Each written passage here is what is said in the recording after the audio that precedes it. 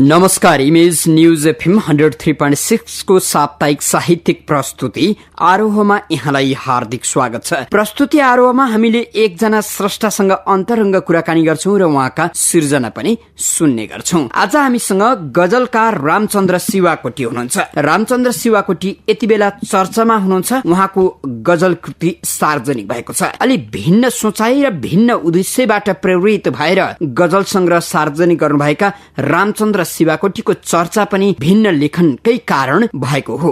रामचन्द्र शिवाकोटीको बाल श्रम विरुद्ध सचेतना अभियान गजल संग्रहलाई श्रम विभागले प्रकाशनमा ल्याइदिएको छ। हामी आज उहाँका गजल लेखनकारिताको बारे कुरा गर्छौं र उहाँका केही गजल पनि सुन्ने प्रयास गर्नेछौं। यति बेला भने आजका हाम्रा अतिथि गजलकार रामचन्द्र शिवाकोटी हाम्रो स्टुडियोमा उपस्थित हुनुहुन्छ। रामचन्द्र शिवाकोटीज्यू, यहाँलाई इमेज न्यूज एफएममा हार्दिक स्वागत छ। हजुर, धन्यवाद। रामचन्द्र शिवाकोटीज्यू, गजल संग्रह भन्नुभएको छ, बाल श्रम विरुद्ध सचेतना अभियान भनेर शीर्षक दिनुभएको छ। गजल कृतिको बारेमा अलिकति बताइदिनुहोस् न। यो बाल श्रम विरुद्ध सचेतना अभियानका लागि यो गजल मैले रचना गरेको हुँ। विभागको निर्देशनअनुसार यो बाल श्रम उन्मूलन अभियानमा टेवा पुग्छ भन्ने उद्देश्यले श्रम विभागले यो प्रकाशन गर्न जमर्को गरेको हो। म श्रम विभागमा बसेर 5 वर्ष लगभग बसेर काम गर्दै जाँदा यो बालबालिकाको पीडाहरू थुप्रै देखेपछि यसको उन्मूलनका लागि, बालश्रम उन्मूलनका लागि विभिन्न कार्यक्रमहरू आवश्यकता देखियो। भनेको चाहिँ साहित्यका माध्यमबाट पनि जनचेतना जगाउन सकिन्छ भन्ने यहाँलाई लाग्यो? हजुर।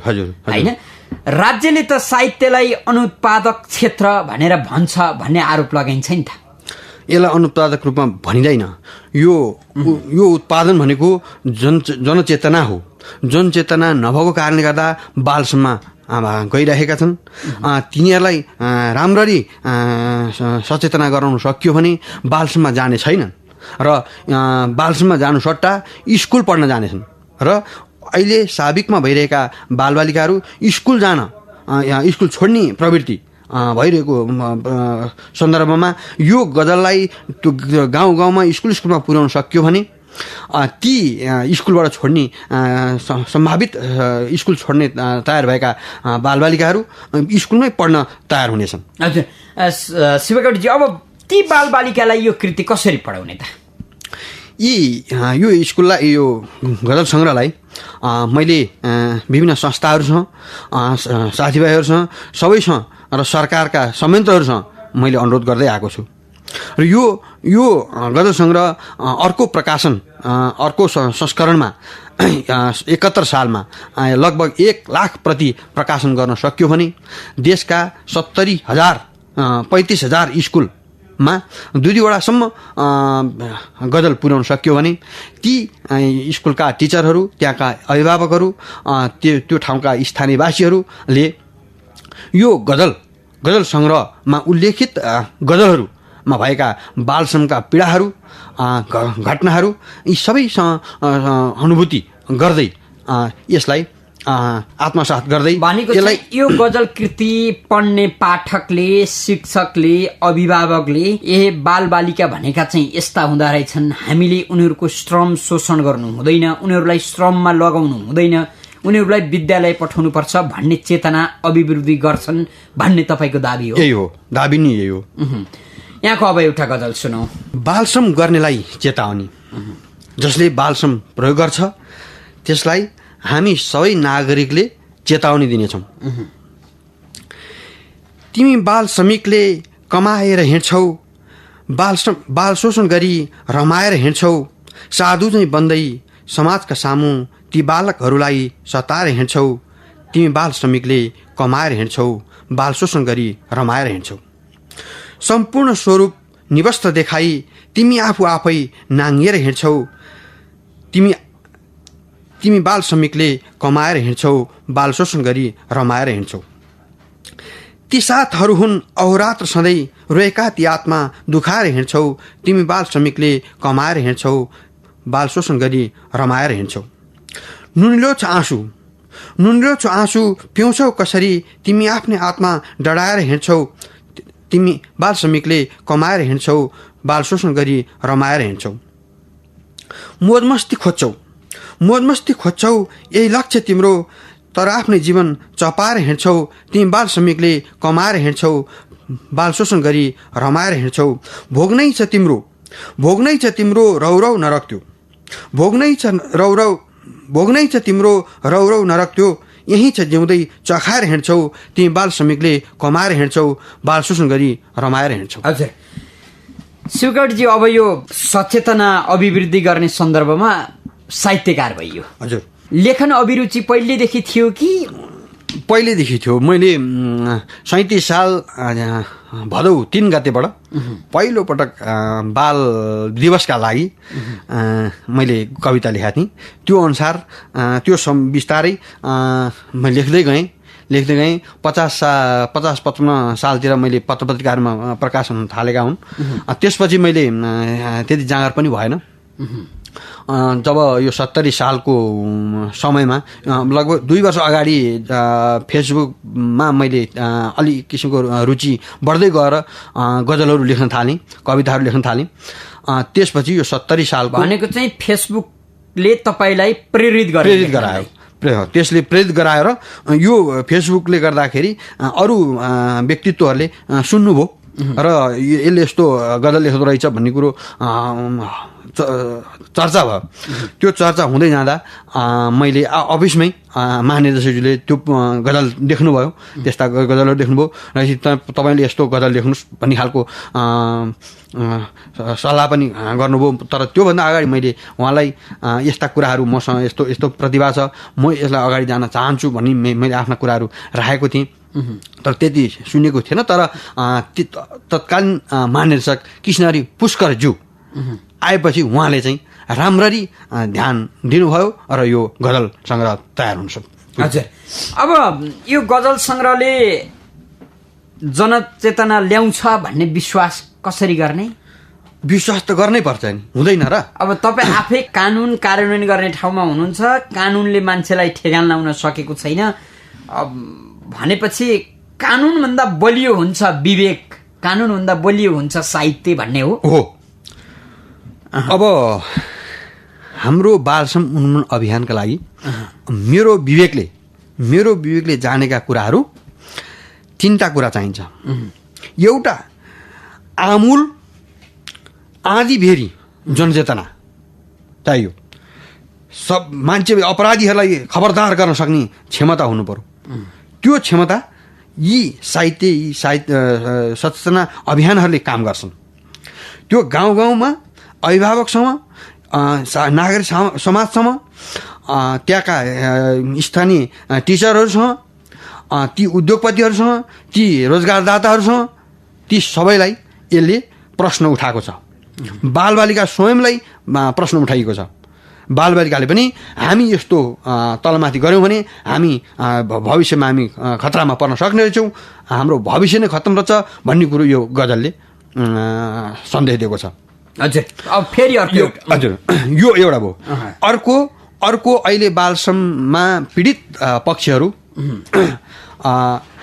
अहिले पीडित क्षेत्रमा बसिरहेका छन्, तिनलाई उद्धारतर्फ पुनर्स्थापना गर्नुपर्ने छ। अनि पो बालश्रम हुनुहुन्छ। भइरहेका बालश्रममा पीडित पक्षहरूलाई उन्मूलनका लागि ती बाल श्रमिकहरूलाई पुनर्स्थापना केन्द्रमा पुर्याउनुपर्छ अथवा घरमा पुर्याउनुपर्छ। अनि मात्रै त्यहाँबाट चाहिँ साम्य हुँदै जान्छ। अनि अर्को पक्ष त्यति गरेर मात्रै हुँदैन। यो त ती जसले बालश्रम प्रयोग गर्नका लागि पठाउँछन् ती अभिभावकले आफ्नो क्षमता नभएर अथवा पारिवारिक वञ्चितीकरणका कारणले गर्दा यी विभिन्न किसिमले गर्दाखेरि बालश्रममा गएका हुन्छन्। ती बालश्रमिकमा जाने ती परिवार हुन्। ती परिवारको गरिबी निवारणको लागि अभियान चलाउनुपर्छ। त्यो भए मात्र हुन्छ, नत्र हुँदैन। त्यो गरिबी निवारणका लागि लगभग हाम्रो अहिले तथ्याङ्क अनुसार यो जोखिम तथा के अरे निकृष्ट प्रकृतिको श्रमहरू लगभग 6 लाख छ भन्ने हाम्रो विश्लेषण छ। हाम्रो तथ्याङ्क हजुर 6,20,000 यति भनिएको छ। अहिले गुरुजनाले थप पुष्टि गरेका कुराहरू अहिले नयाँ चाहिँ प्रकाशन हुन लागेको गुरुजनामा त्यो छ। त्यो 6 लाख परिवारलाई लक्षित गर्दै त्यसको तथ्याङ्क कलेक्सन गरेपछि यी व्यक्ति हुन् जसको घरमा बाल श्रमिक छ, तिनलाई ताकेर तीका स्थानीय निकायका कार्यक्रमहरू, त्यहाँका विभिन्न प्रोजेक्टहरू, विभिन्न चाहिँ अरू विकासका आयोजनाहरू ती परिवारलाई ताकेर प्रभावित बनाएर तिनलाई स्वरोजगार व्यवस्था गराएपछि अनि ती बालबालिका त्यो बाल श्रमिकबाट फर्केर आउनेछन् र नयाँ पुस्ताले स्कुलमा पढ्न पाउनेछन् र बाल श्रम उन्मूलन हुनेछ। हजुर, अब यहाँको अर्को एउटा गजल सुनौ। बराबरी देखेपछि बालकलाई जुतेपछि दुःख दिन खोजेपछि पर्छ आफै विपत्तिमा ऐन तोडेपछि। बालकलाई जोतेपछि दुःख दिन खोजेपछि पर्छ आफै विपत्तिमा ऐन तोडेपछि।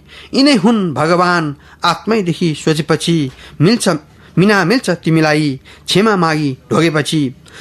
बालकलाई जोतेपछि दुःख दिन खोजेपछि पर्छ आफै विपत्तिमा ऐन तोडेपछि। सानमान बढ्दै जान्छ दया धर्म रोपेपछि। पाइन्न रे नर्क पनि बाल श्रम भोगेपछि। बालकलाई जोतेपछि दुःख दिन खोजेपछि पर्छ आफै विपत्तिमा ऐन तोडेपछि। माया सबै उस्तै हुन्छ हृदयमा पोखेपछि। तिमी आफै देव बन्छौ बराबरी देखेपछि। बालकलाई जोतेपछि दुःख दिन खोजेपछि पर्छ आफै विपत्तिमा ऐन तोडेपछि। हजुर, मिठो गजल सुन्यौं। आदरणीय श्रोता, तपाईँ यति बेला इमेज न्युज एफएम 103.6 सुनिरहनु भएको छ। हामी कार्यक्रम आरोहमा छौं।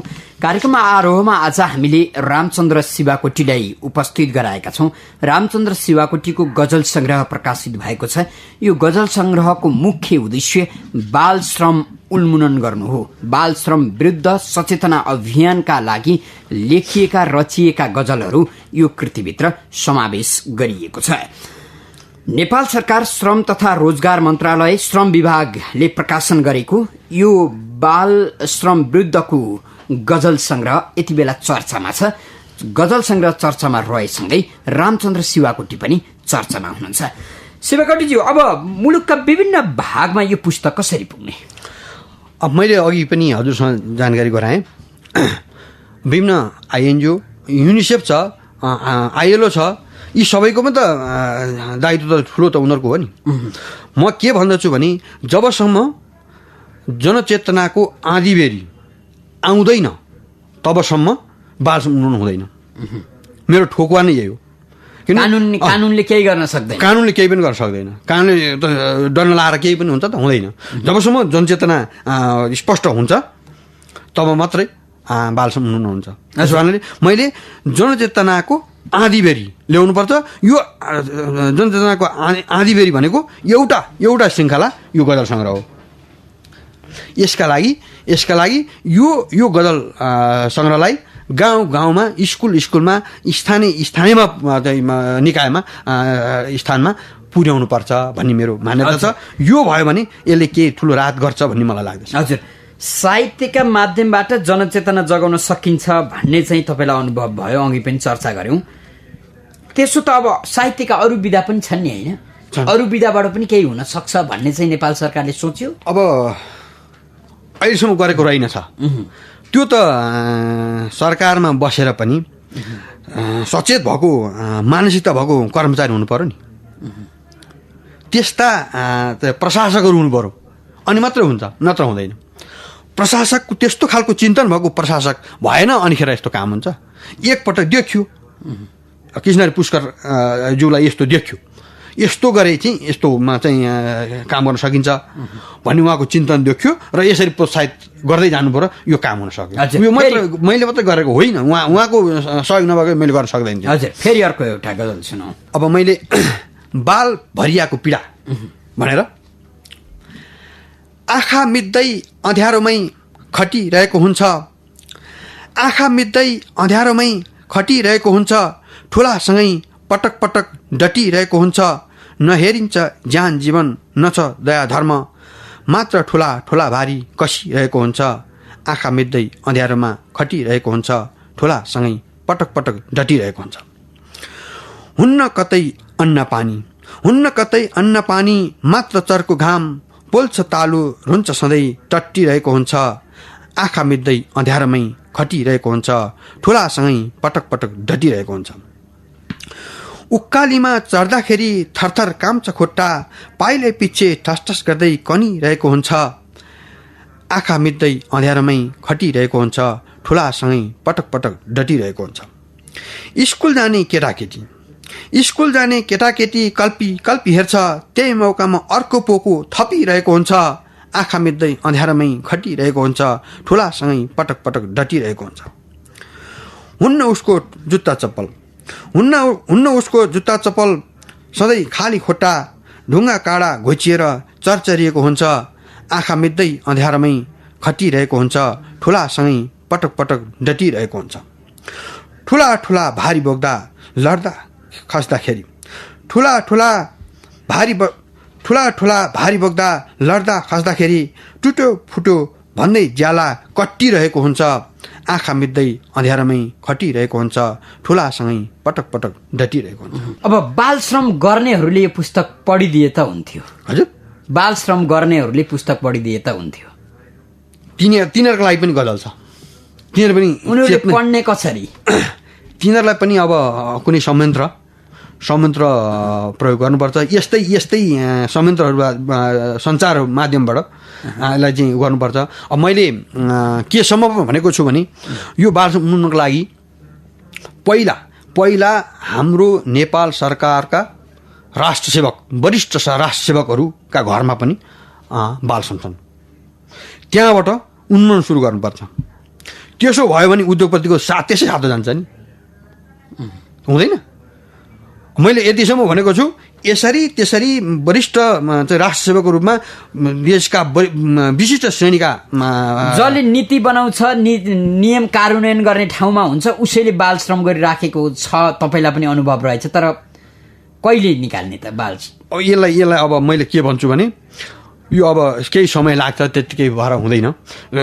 पहिला त सरकारले स्पष्ट चाहिँ चाहनै पर्छ, नत्र हुँदैन। किनभने हाम्रा सुरक्षा खतरामा पर्न सक्छन्। एकैचोटि मलाई साथ मात्रै पाएँ भने म उन्मूलन गराइदिन्छु। पहिला के त भन्दाखेरि देशका वरिष्ठ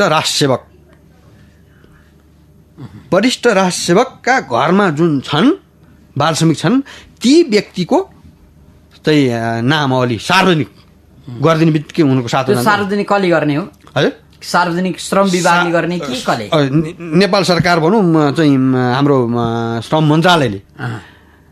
तपाईँको विभागले त पर्दैन। उसले गरे नि हुन्छ, मलाई लु गर भनेदेखि मै गरिदिन्छु, के आपत्ति छैन। किन मेरो आफ्नो उसमा लेखनबाट आफ्नो निजी चाहिँ लेखमा म त्यसरी सार्वजनिक गर्न सक्छु, यदि मेरो सुरक्षा हुन्छ भने। सुरक्षा हुँदैन होइन, त्यो हुन सक्छ नि त। तर त्यो नभए पनि भन्ने बित्तिकै त हुँदैन। बिस्तार म त्यो ठाउँमा पुर्याएरै छोड्छु। हजुर, फेरि अर्को एउटा गजल सुनौ। अब ती बाल श्रमिकलाई प्रयोग गर्ने, बाल श्रममा प्रयोग गर्ने प्रयोगकर्तालाई विशेष ध्यान आकर्षण गरी यो गजल तयार गरेको छु। बिरामीवा हराएमा तिम्रै टाउको खान्छ, मृत्यु भए ज्यानमारामा हतकडीले बान्छ। बिरामीवा हराएमा तिम्रै टाउको खान्छ, मृत्यु भए ज्यानमारामा हतकडीले बान्छ। रोक्का हुन्छ विदेशमा उत्पादनको निकासीमा, बालश्रम प्रयोग भयो भन्दै तिम्रै उद्योग छान्छ। बिरामीवा हराएमा तिम्रै टाउको खान्छ, मृत्यु भए ज्यानमारामा हतकडीले बान्छ। बालश्रम प्रयोग गरे अपराध मानिन्छ, बालश्रम प्रयोग गरे अपराध मानिन्छ। दण्ड हुन्छ जेल समेत प्रतिष्ठानै जान्छ। बिरामीवा हराएमा तिम्रै टाउको खान्छ, मृत्यु भए ज्यानमारामा हतकडीले बान्छ। तिमीले टेक्ने भूमि छेउको समाज सोधिहेर, कलङ्कको बिउ भनी तिमीलाई नै ठान्छ। बिरामीवा हराएमा तिम्रै टाउको खान्छ, मृत्यु भए ज्यानमारामा हतकडीले बान्छ। नगर भो त्यस्तो कर्म, इमान बोक हिँड, जान्छ दुवै खाली हात, कसले के पो लान्छ। मृत्यु भए बिरामी वा हराएमा तिम्रै टाउको खान्छ, मृत्यु भए ज्यानमारामा हत्कडीले बान्छ। मिठो गजल सुन्यौ। बजारमा पुगिसकेको छ गजल कृति, प्रतिक्रिया कस्तो छ? प्रतिक्रिया पुगेकै छैन। प्रतिक्रिया आउनु बाँकी छ। यो विमोचन भयो 10 गते मुख्यसचिवले विमोचन गर्नुभयो। त्यसपछि यो ती मन्त्रालयका वरिष्ठ सरहरूलाई पुगेको छ, अन्त पुगिसकेको छैन। लगभग 2000 प्रति मध्ये 250 जति हामीले वितरण गरिसक्यौँ, अरू बाँकी नै छ। अब यसको मूल्य पनि छैन, वितरण गर्ने कसले त? त्यही अघि तपाईँले भनेको जस्तो संयन्त्र अपनाउने कि सार्वजनिक रूपमा पसलहरूमा? यो यसो गर्छु मैले। अहिलेको चाहिँ योजना के छ भने हाम्रो बाल कल्याण समिति, केन्द्रीय बाल कल्याण समिति लाई केही प्रतिहरू त्यहाँ दिन्छौँ। ती प्रतिहरू उहाँ जिल्ला बाल कल्याण कार्यालयमा पुग्छ। त्यस्तै हाम्रा श्रम विभाग अन्तर्गतका 10वटा श्रम कार्यालय छन्, ती श्रम कार्यालयमा पुग्नेछन्। अब 2000 प्रतिले त धेरै काम त गर्न सक्दैन, थोरै हो। अब धेरै चेतना हुन सक्दैन, बिस्तारै हुन्छ। अर्को प्रकाशनमा, अर्को संस्करणमा अझ धेरै हुन्छ, यसरी जानियो। हजुर, रामचन्द्र सेवाकोटीज्यू, यहाँले आफ्नो अत्यन्तै व्यस्त समय इमेज न्युज एफएमलाई उपलब्ध गराइदिनु भयो, यहाँलाई हामी धेरै धेरै धन्यवाद दिन्छौँ। धन्यवाद। हजुर, आदरणीय श्रोता, प्रस्तुति आरोहमा आज हामीले गजलकार रामचन्द्र सेवाकोटीसँग अन्तरङ्ग कुराकानी गर्यौं र उहाँका गजल पनि सुन्यौं। विशेष गरी उहाँले बाल श्रम विरुद्ध सचेतना अभियानका लागि गजल सिर्जना गर्नुभएको छ र ती गजललाई नेपाल सरकार श्रम तथा रोजगार मन्त्रालय श्रम विभागले प्रकाशन गरिदिएको छ। यो गजल कृति निशुल्कमा तपाईँ हामीले प्राप्त गर्न सक्छौं। नेपाल सरकारले यसलाई देशैभरि बाँड्ने योजना बनाएको छ। यो गजल संग्रहको मुख्य उद्देश्य मुलुकमा बाल बालिकाले श्रम बेहोर्नु नपरोस् र बाल श्रम उपयोग गरिराखेका नागरिकले पनि आजैदेखि बाल श्रमप्रति सचेतना जागरूक गर्न सकुन् भन्ने रहेको छ। गजलले यो ढंगको सन्देश दिन खोजेको छ। हामीले गजलकार रामचन्द्र सेवाकोटीसँग कुराकानी गर्यौं। कार्यक्रम सुनेर साथ दिनुहुने तमाम श्रोता मित्रलाई धेरै धेरै धन्यवाद दिँदै प्राविधिक मित्र सागर महर्जनका साथमा ठाकुर बेलबासी बिदा हुन्छु। नमस्कार।